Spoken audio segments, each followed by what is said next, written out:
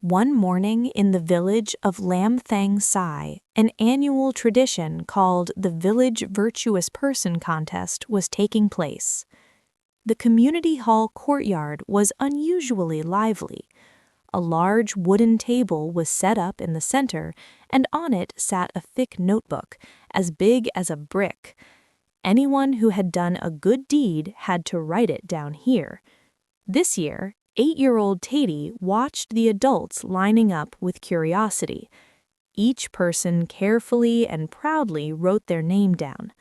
Uncle helped Grandma carry things 3 times. Auntie donated 500 baht. Village headman Preacha funded the construction of the new entrance arch. Everything was written in handwriting that was deliberately meant to be seen, making the good deeds seem more evident than the genuine intention behind them. It was like leaving their names on a wall for everyone to see. In this village, it seemed that good deeds needed evidence. Taidy looked up and asked her mother softly, "Mom, if we do something good, do we have to write our name down so people will know we're good?" Her mother smiled faintly. "Some people are afraid that if they don't write it down, no one will see." On a small stage, a brass trophy sat. It reflected the sunlight so brightly it was blinding. This trophy would be placed in front of the house of the person who received the most votes, like a sign announcing, "I am the good person of the year."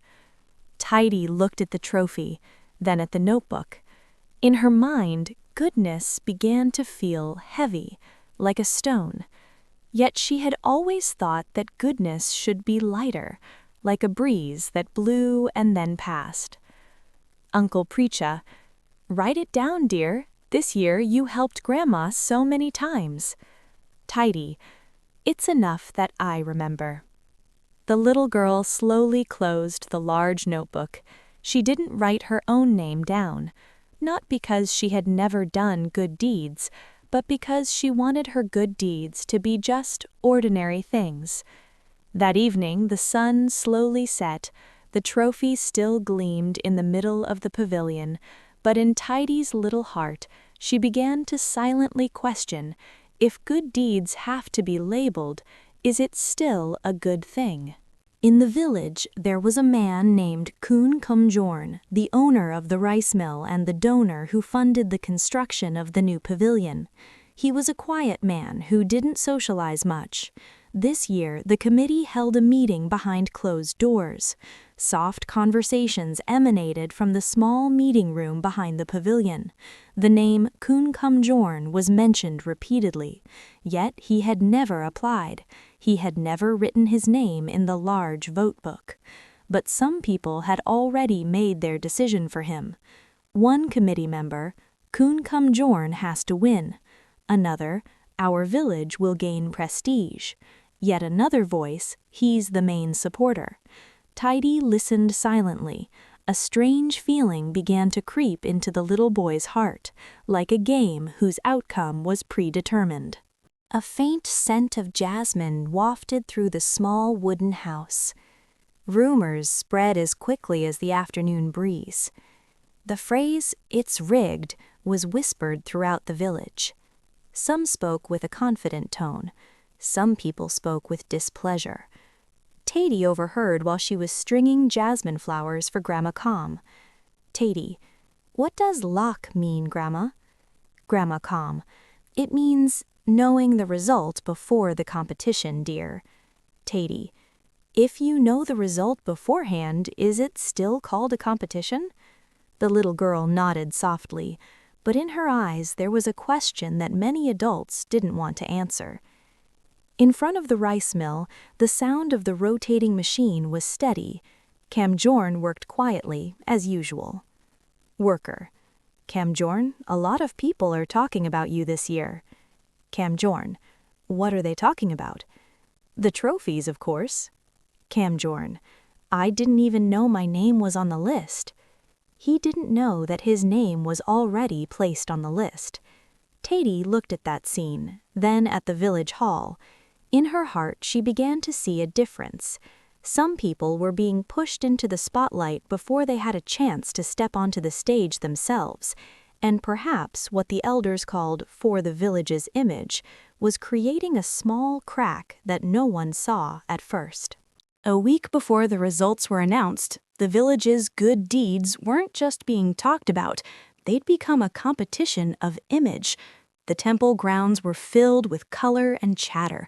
A large banner hung prominently in the center of the square. Good people build the nation. Clean people build faith. Video crews followed some of the candidates like celebrities.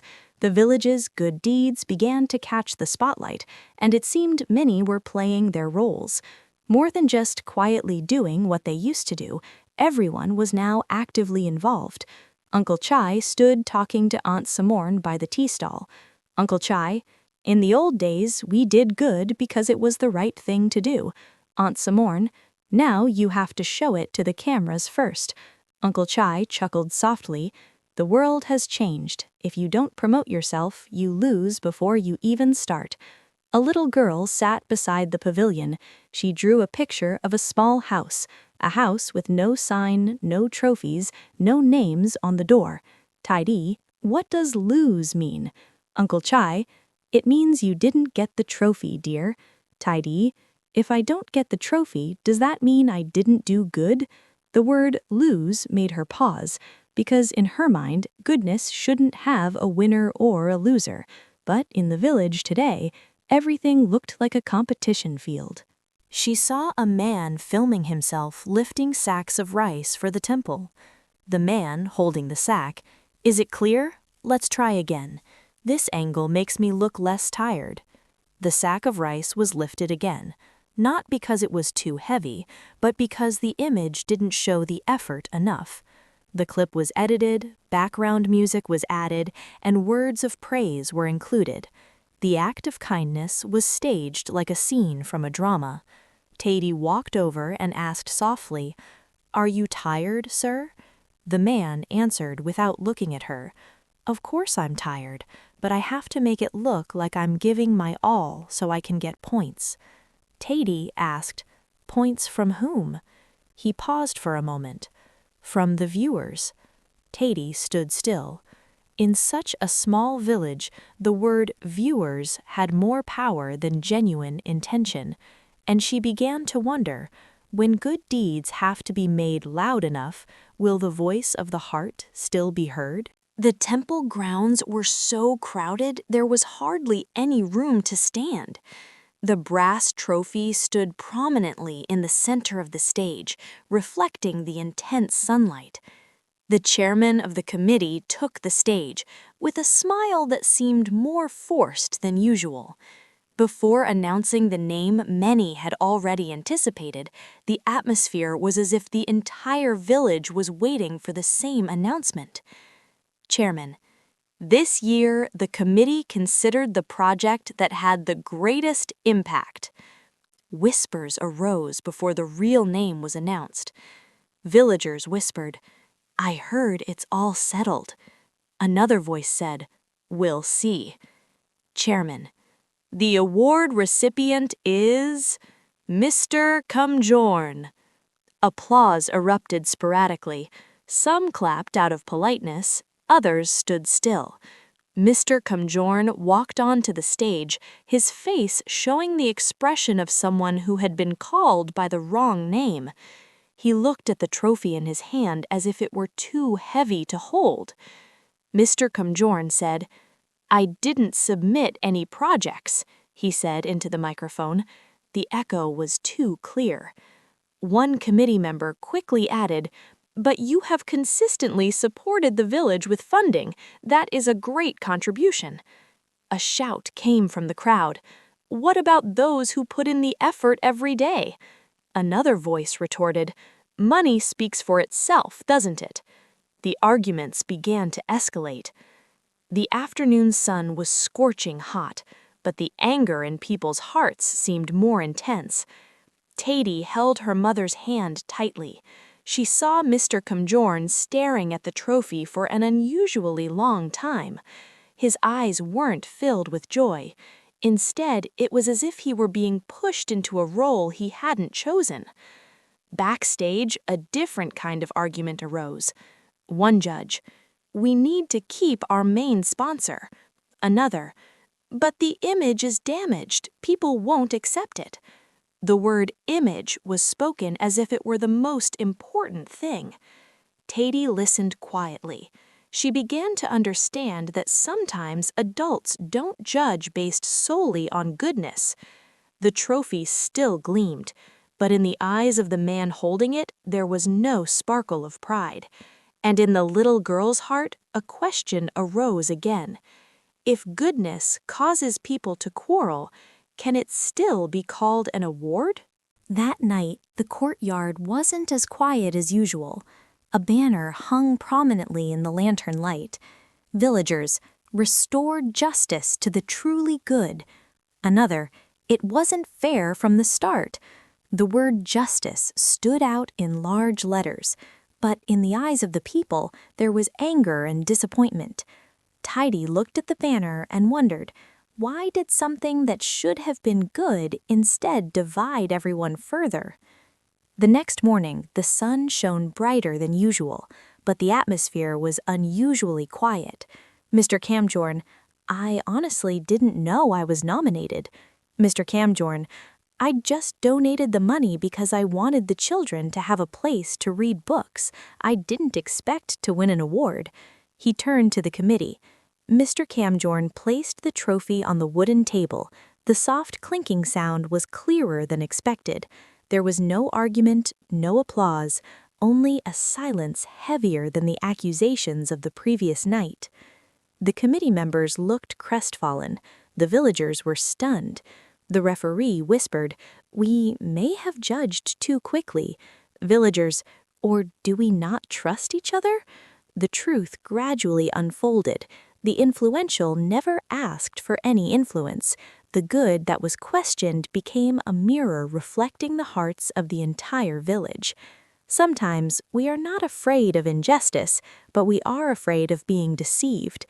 Taidy looked at the cup sitting still in the sunlight. Today, it didn't shine as brightly as before, because what shone brighter was the truth, and the truth made everyone look at themselves again. After the trophy was returned, the resentment didn't disappear. It was like a fire spreading beneath the ground, invisible but undeniably hot. People gathered in front of the pavilion. A large banner read, "Goodness is not for sale." Words grew harsher, voices grew louder, and feelings began to divide clearly. Uncle Chai, "Today it's a trophy. What will it be tomorrow?" Uncle Chai, "Who will judge our good deeds anymore?" The judge, "It's a misunderstanding. We only wanted to honor our supporters." Aunt Samrat retorted, "And when will the poor who help every day but have no money be honored?" The judge, softening voice, "We didn't intend for anyone to feel that way." Aunt Samrat's question silenced the pavilion for a moment before a murmur arose. Some nodded, some sighed. Mr. Kamjorn stood behind, not on stage, but many eyes looked at him as if he were the cause, even though he had never asked for anything. Amid the arguing, a little girl walked up and asked a simple question. "Taidy, are you sad, Uncle?"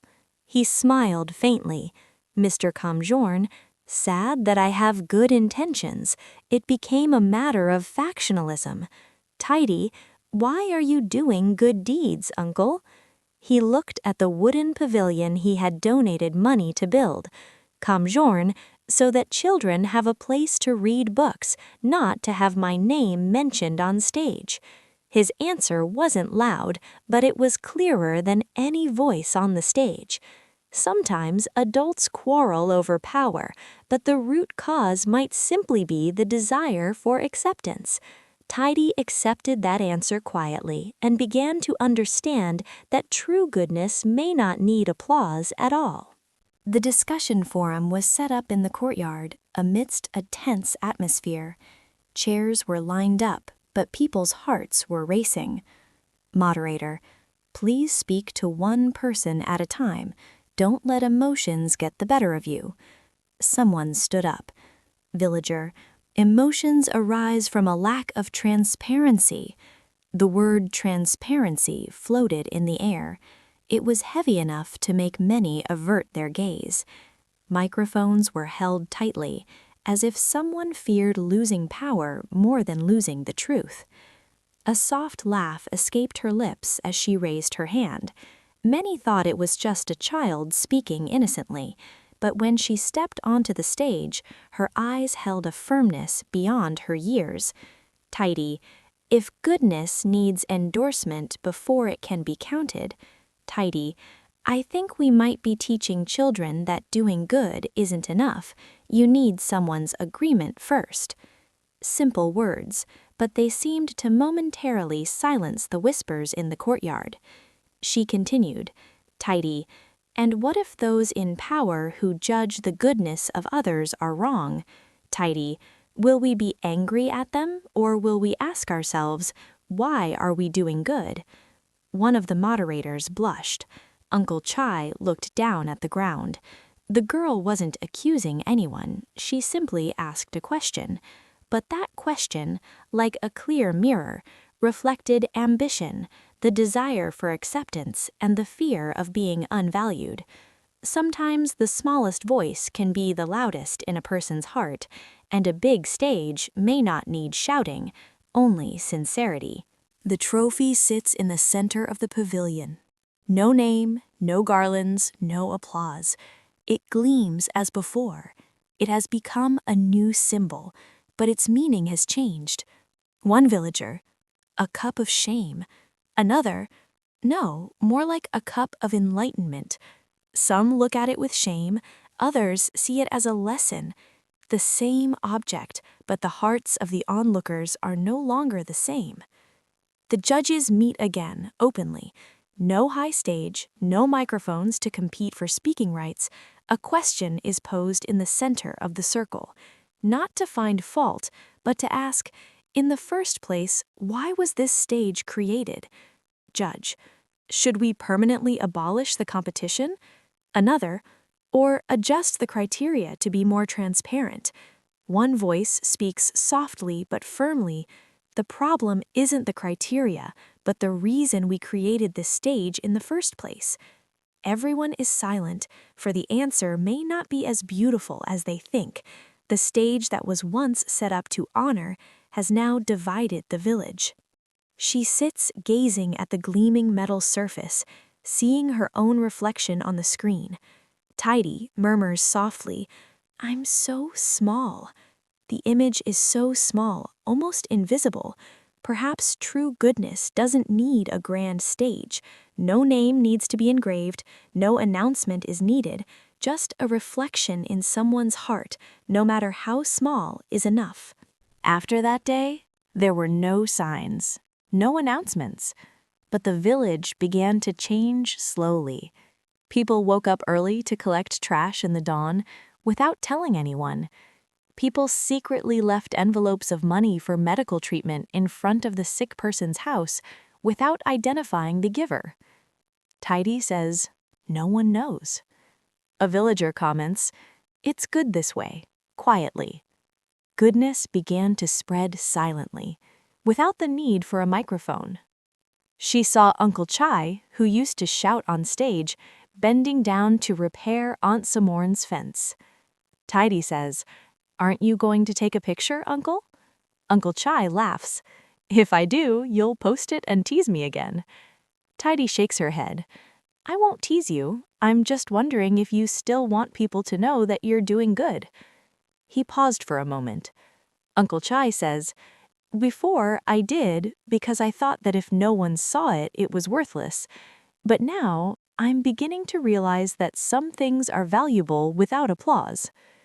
There was no audience, no praise, but his smile seemed lighter than before, like someone who had finally let go of something. Perhaps the heaviest thing wasn't the trophy, but his own expectations. The trophy still sits in the center of the pavilion. No one touches it. It's just a trophy. It silently reminds us that, when goodness is used as a ladder, those who climb up may rise higher, but those around them may feel lower. The village is incomplete. There are still arguments, but goodness is beginning to fall from the stage and return to the hands of ordinary people. And sometimes, the division doesn't begin with evil, but with goodness wanting to be seen too much. One day, someone asked Taidy, "Do you think there should be another contest?" The little girl thought for a moment.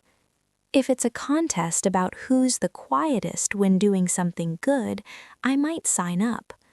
A soft laugh echoed, but within that laughter, a thought was hidden. The trophy remained in the same place, no name, no owner, and perhaps that was the fairest award, because it didn't choose anyone, and it didn't make anyone smaller. If there's another cup, why will we do good deeds? This novel doesn't say that receiving praise is wrong, but it whispers softly that if you do good deeds to stand out, goodness becomes a stage, and that stage may make those around you feel small. When goodness doesn't need a spotlight, it truly shines. The village of Clearstream is not yet perfect, but people are beginning to learn that doing good deeds to elevate oneself may be met with resentment from family and friends. But doing good deeds to uplift the heart doesn't require applause, and the question still lingers in the air. If one day a new cup is set again, why will we do good deeds?